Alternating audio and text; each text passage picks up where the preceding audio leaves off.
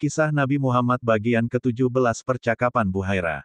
Akan tetapi, segera saja Buhaira merasakan ada sesuatu yang kurang dari rombongan Quraisy itu.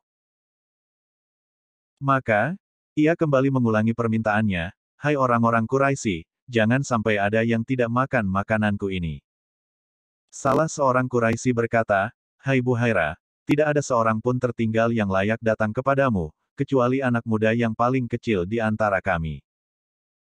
Ia berada di tempat perbekalan rombongan." Buhaira menggeleng-geleng kepala, "Kalian jangan seperti itu. Panggil dia untuk makan bersama kalian." Orang-orang Quraisy merasa malu. Salah seorang dari mereka bahkan berkata, "Demi Lata dan Uzza, adalah aib dari kami kalau putra Abdullah bin Abdul Muthalib tidak ikut makan bersama kami." Setelah Muhammad dipanggil, Buhaira memeluknya dan mendudukkannya bersama rombongan Quraisy yang lain. Sambil menyaksikan tamu-tamunya makan, sebenarnya mata Buhaira tertuju kepada Muhammad dengan seksama. Dari hasil pengamatannya itulah, Buhaira mengambil kesimpulan dalam hati, anak ini mempunyai sifat-sifat kenabian. Jamuan selesai. Sambil mengucapkan terima kasih, rombongan Quraisy pun membubarkan diri menuju tempat perkemahan mereka untuk beristirahat. Namun, Buhaira tidak membiarkan Muhammad pergi. Diajaknya anak itu untuk duduk dan bicara. "Hai anak muda," panggil Buhaira, dengan menyebut nama Lata dan Uzza, "aku akan mengajukan pertanyaan-pertanyaan kepadamu dan engkau harus menjawabnya." Wajah Muhammad tampak berubah dan ia menjawab, "Jangan bertanya tentang apapun kepadaku," sambil menyebut nama Lata dan Uzza.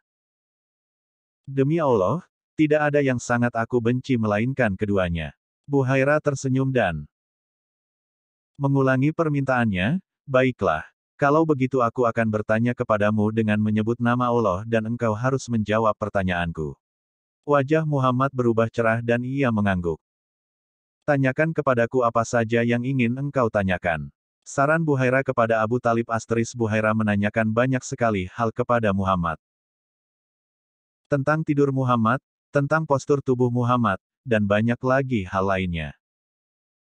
Muhammad menjawab semua itu dan semua jawaban itu sesuai benar dengan perkiraan Buhaira. Kemudian, Buhaira melihat punggung Muhammad dan mendapati tanda kenabian di antara kedua bahu Muhammad. Tanda kenabian itu seperti bekas orang berbekam. Setelah itu, Buhaira mendekati Abu Talib dan bertanya kepadanya, "Apakah anak muda ini anakmu?" "Iya, dia anakku," jawab Abu Talib. Buhaira menggeleng. "Tidak, dia bukan anakmu. Anak muda ini tidak pantas mempunyai ayah yang masih hidup." Abu Talib agak tercengang, lalu dia pun mengangguk. "Kau benar.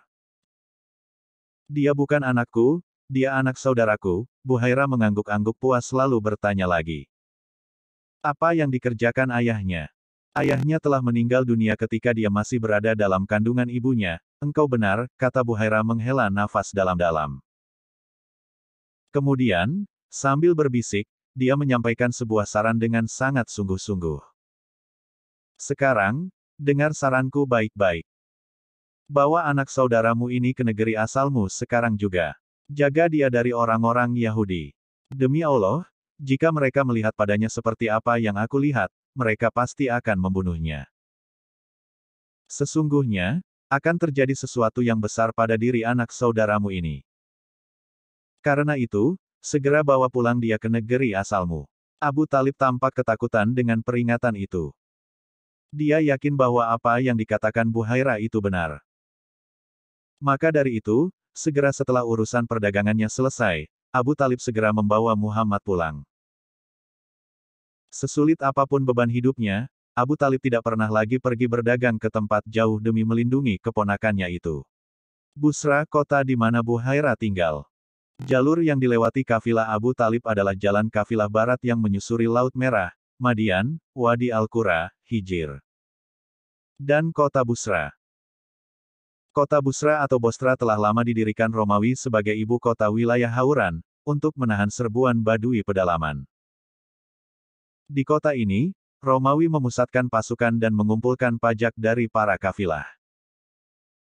Bagi kafilah sendiri, Bostra adalah pusat perdagangan paling ramai sebelum tiba di Syria yang terletak lebih ke utara. Bersambung bagian 18.